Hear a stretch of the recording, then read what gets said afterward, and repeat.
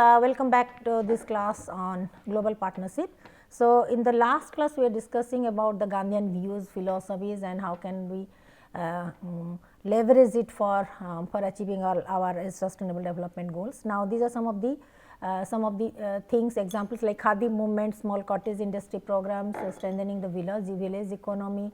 So, these are for reducing the excessive negative impact of urbanizations. So, these are primarily also related to SDG 11. Similarly, he has recommended for sustainable industrialization and local innovation, that is through indigenous and miniature technologies, that is related to SDG 9 at the present context. Similarly, Gandhiji has also persuaded for the management of water, sanitation, hygiene, health in a sustainable way, which is also related to SDG 6. Similarly, Gandhiji's recommendations for environmental to deal with the environmental crisis, climate change, etc. It has also given us some few lessons and the tips for addressing this SDG 13, that is the climate change.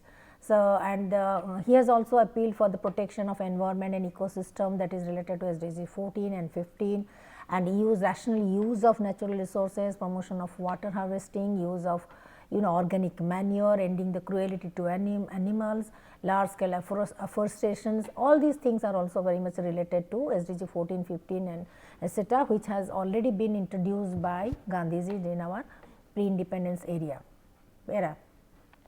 So, now the Indian involvement, what would the Indian involvement? Now, India has advanced in joining the International Solar Alliance to deal with the climate change factor in 2019 also. India has become the founding member of European Commission's International Platform for Sustainable Finance. Then also it has also in the Niti Aayog has already set the quantitative targets for this goal through SDG, through MOSPI framework to develop a model for SDG 17.15, target of SDGs target of 17.15. Similarly, 2021's SDG index report also said shows that Niti Aayog has already provided the qualitative assessment techniques in terms of cooperation at the time of global level during the coronavirus, etc., to face the new challenges, etc. Similarly, COP25 Madrid, Spain, also in 2019 also India has also participated actively. United Nations FCCC 25th conference on the parties of COP25. So, India has also hosted the India Pavilion of COP25 with the theme of 150 years to celebrate Mahatma Gandhi's, to highlight the sustainable living, consumption, sustainable production and the climate change. So, already India government has already taken some of these initiatives. Now, COVID-19, definitely COVID-19 has significant impact on our ecosystem, on our financial resources, on our society, on our community in terms of problems of resource mobilization also, that has been affected. So, that is why we need to strengthen the ties with our neighboring nations, so to better mobilize our resources and boost our economy. Similarly, so economies of the Southeast Asia also provided us with some kind of privileges for the exports for export business and promoting our export in significantly across the countries in Southeast Asia's section. Then cooperation among the countries are also, this is also the need of the time, and not just for the creation or production of the vaccines and supply of vaccines, etc., but also for following the different agreements and the rules and of the universal rules of the Paris Agreement for for the climate change also. So, good health and well-being, not only the good health and well-being, but also infrastructure, but also our economy, for our life on land, marine life, everything, all these are very much interrelated. And COVID-19 has 19 impact has taught us a lesson how to be more resilient, more cautious, more equipped to face any kind of future disaster. So, UNESCO on Gandhi. So, UNESCO is the flag bearer of all the SDGs. So, definitely, so Gandhi's peace, propagation of philosophy of peace and non-violence. So, the culture of peace and promotion is one of the primary objective of UNESCO, and that has adopted this Gandhian philosophy. Now, in India also, this Mahatma Gandhi Institute of youth and youth welfare, the MGIP, Mahatma Gandhi Institute of Youth Program and Peace, Youth and Peace programs. So that is also an India's agency, international agency, which is a part of UNESCO. So MGIP is our Indian government's agency for which collaborates with UNESCO office. It's a branch of UNESCO office. So and it is also taking care of all kinds of these peace education, youth skill development programs, and all kinds of education and health development programs, even for the developing the ESD based curriculum, also ESD based curriculum for Indian education and higher education as well. So global citizenship, of course, we have already discussed about this global citizenship in our earlier videos. So global citizenship, definitely it collaborates, it's a part of global partnership, because unless and until we think ourselves as the global citizen and we understand our responsibilities, roles, responsibilities, duties, ownership, and civic responsibilities, so we cannot move ahead with a global partnership. So global citizenship is an inseparable component of this partnership model. So international cooperation, global citizenship, then sustainability education or quality education, knowledge sharing. So these are all interrelated. So global citizenship, you can say it gives us a blueprint of the futuristic society, on the futuristic society, and how can we develop that network to expand our business, to strengthen our environment, to develop different kinds of cognitive skill, non-cognitive skills, and the global competencies for different kinds of jobs also across the globe. So this global citizenship, global partnership, and quality education, and especially this ESD 4.7. So that actually these three things put together to develop a framework for every country, for us also, for India also, we can develop a multi-stakeholder partnership model. So education for international understanding also, it is also a part of quality education, and we need to we need to promote this international goodwill through education, through exchange program, through research, through industry academia collaboration, through strengthening our alumni association, and to similarly to sharing our our knowledge, technology, and to promote the global culture or the knowledge platform, sharing the knowledge platform. So sharing the knowledge and experiences through international cooperation, through different exchange programs, by establishing MOUs. Now this online platform, virtual conferences, webinars, even certificate programs, degree programs, online degree programs, MOOCs, Coursera, all kinds of things. Now we are we try to groom our international population, international students, global students, not just within the country but across the globe. So that means we try to enable, empower, develop the competencies of our global human resource. Hence global citizenship is also, you can say it's a very good platform. It's a basic keyword. ESD and global citizenship is the basic keywords for achieving not just sharing the technology innovation, but also for strengthening our international bonding, international collaboration. So SDG indicator 17.8 that promotes the individual using of internet bandwidth, access to internet. These are also one of the agenda, one of the main agenda, also a part of technological development in 17 SDGs, SDG 17, that is global partnership. So sharing the population using the internet, how to enhance the internet bandwidth, all kinds of things. So fixed broadband connection SDG indicator, that also shows 17.61 according to 2019 data. This is the scenario how this world has achieved in in broadband fixed subscription and enhance the broadband subscriptions across the globe. And this is how to implement. Again, Gandhian principles should also be included as in the ethos of the present and upcoming generation. So here in our how it can be, Gandhian philosophy can be perfectly blended in our culture, in our education system, in our cultural practices. So that to reflect global citizenship education within the country's framework, country's curricula, etc. So, therefore, we are advocating for a transformative and dynamic and flexible pedagogy. So, nowadays that is what we are talking about: transformative pedagogy, dynamic pedagogy, flexible pedagogy, deep learning, that has to be formulated to to update our education system, to strengthen our education system. So, global campaigns and advertisements would also be committed to promote the peace and non-violence rather than any kind of competitions. So, it should advocate for the collaboration, cooperation rather than competition, or the, you can say, rivalry.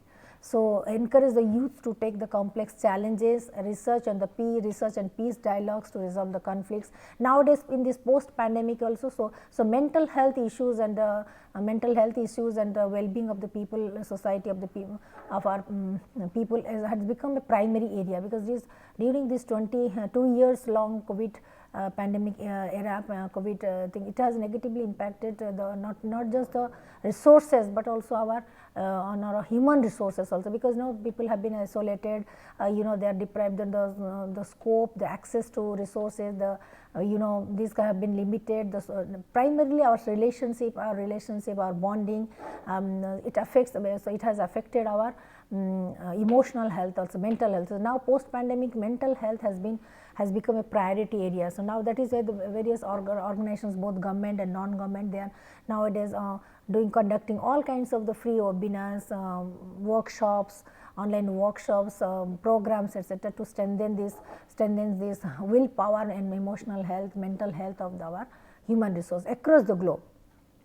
So, these are all kinds of socio-emotional health programs, interpersonal relationship program, communication programs have been done online. This is to strengthen our human resource, because this COVID also has affected the socio-emotional health of our human resource of our citizens. So, that is we have to give the priority also, not just in terms of pedagogy, in terms of curriculum, but also in terms of engaging our international stakeholders, citizens and people through different platforms, even in the virtual mode also. So, these are some of the milestones for the global journey from now onwards, like 2000 onwards. What are the developments that you can see from here? Millennium Development Goals, how then gradually move towards the 2002-3 progress, the progress towards this, to slowly progress towards the MDGs, Millennium Development Goals. Then thereafter, aid of effectiveness and development effectiveness from 2008, 10, 11 and up to 14.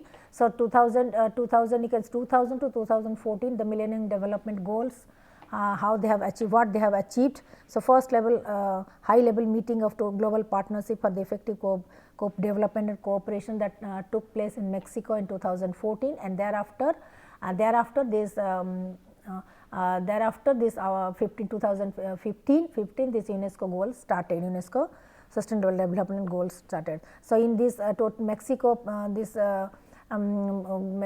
Mexico meeting, global meeting, now more than 1500 developed partners worldwide gathered to review the global progress that has already been done during the last decade, and thereafter to discuss the post 2015 development agenda. And from there onwards, in 2015 UNESCO has started the new SDGs, that is all the 17 SDGs, taking the feedback from previous development programs. So, a global partnership development. So, these are some of the things, how the community can work together, community of practices and the networks. Now, this is a framework that I have developed for one of my publications that you can see. So, how for India, what I planned it, like how can we develop a multi-stakeholder partnership framework for India, for our country. As you can see, so there are here 4 drivers are there. Driver 1 is the policy, this is definitely the political driver, governance, etc. Driver 2 is the planet, that is the environment. Driver 3 is people, that is our social driver, and driver 4 is the prosperity, that is the economy. So, here we can 4 drivers, a political driver, environmental driver, social driver and the economic driver. So, within this, how these 4 drivers are interrelated, like for example, interrelated in terms of like how SDG 17, that is a partnership, can be can be so partnership can be developed from political to social across the dimensions, and similarly prosper economy to the environment. SDG 17 and 4.7 4.7, that is SDG 17, that global partnership and global citizenship. These should be the, now you can say, the basic objective of this framework.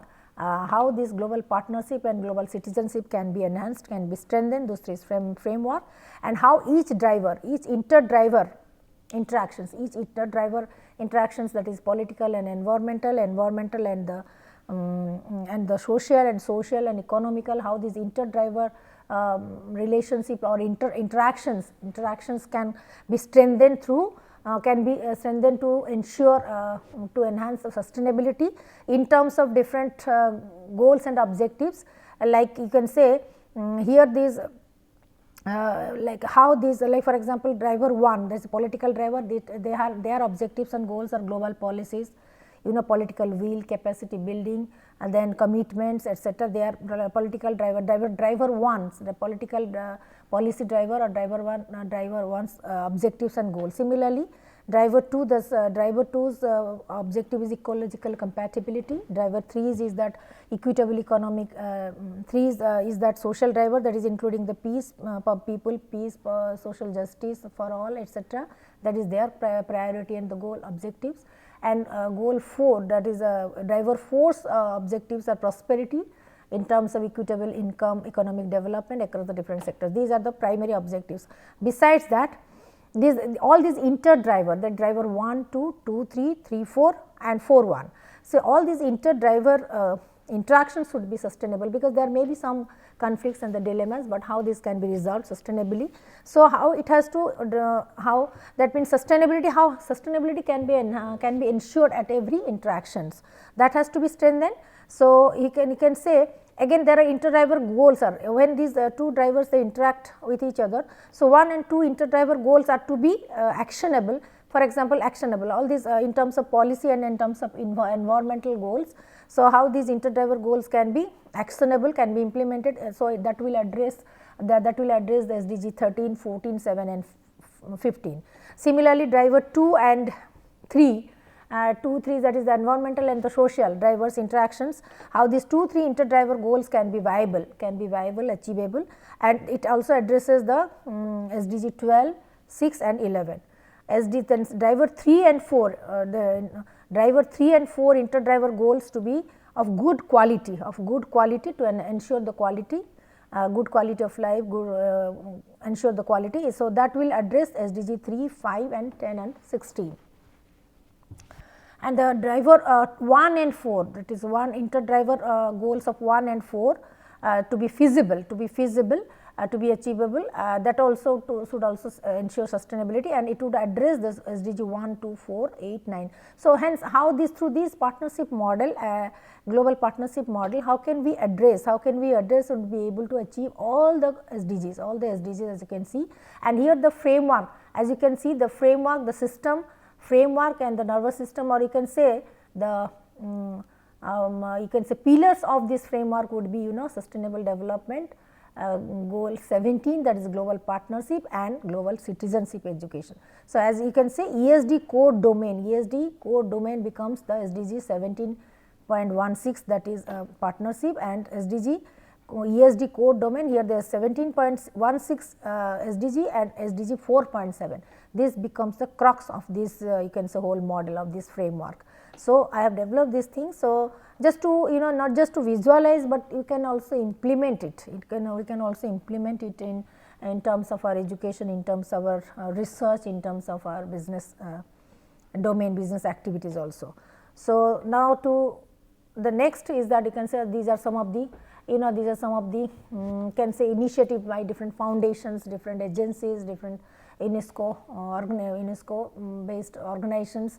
So, these are some of the clippings that I am showing it, that the latest is that how in 2022 January also statement of the GP broad chair of the International Day of Education. Similarly, Japan has been well ahead in sustainability, sustainable education, and sustainable education and global partnership education, and they are also providing the funds and Japan has been very much very much ahead, because from the very beginning, not just they have blended, they have incorporated ESD in their curriculum from the grassroots level, from the primary itself, but they have also the children from the very basic level, they have been taught to be how to be very resilient, because Japan is you can say is a is very much vulnerable towards Japan is towards the earthquake, towards the volcanoes, towards the tsunamis, etc. So Japanese children from the very beginning, they have been taught, they have been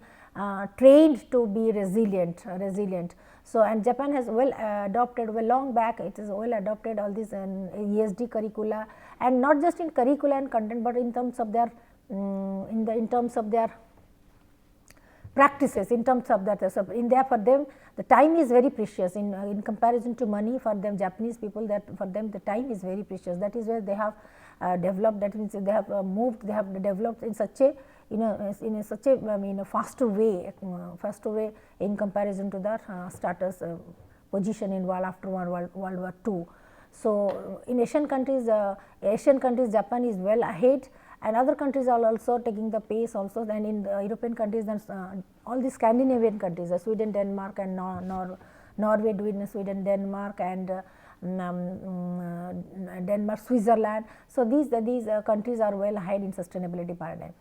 So Denmark and Denmark is the different agencies, different foundations are also working on this context, and these are the latest news bulletins that has come up in the UNESCO platform. So what does this impact mean for the global partnerships? Now, first thing is that some of the things like how this impact of global partnership can not just broaden the opportunity, also it gives it develops an inclusive society. It develops a kind of orientation for serving the millions and improving the lives of the people, world population. So these are some of the, you can say, the global funds generated through different platforms. It give not only just take care of the world population in terms of serving them by, through ensuring the food security, for for disaster preparedness, for skill development, for improving the quality of their life, for giving them the, you can say, opportunity to develop the skills and competencies. So this global partnership helps us in n number of factors, in n number of factors. So these are some of the questions that often being raised in our mind, that why are these global alliances are important, what this global strategic alliance means, how should we adopt a strategic partnership model, strategic partnership model for our country, and what are these 5 components of strategic relationship.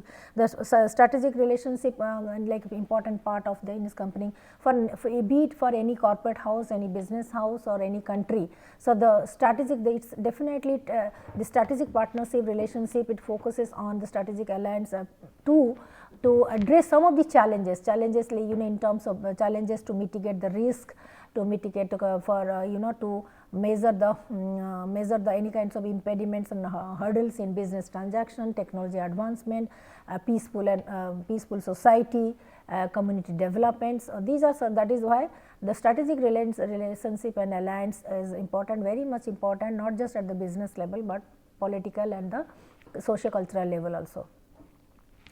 So these are there can be 4 types of partnership, different kinds of partnership, depending on the objective, depending on the domains, depending on the sectors. So the global strategic partnership is can be, for example, it can be given with the examples, like for example, the in business houses, like strategic alliances are extremely common example of the Starbucks. Like the business houses are how they have expanded their business across the cultures, across the countries, and whichever country and culture they are opening their franchises, they are quickly adopting their cultures, cultural practices, and need and tastes of the population also. So they are well adapted to this cultural practices and the cultural preferences of every country when they are opening their business houses in new countries across the globe.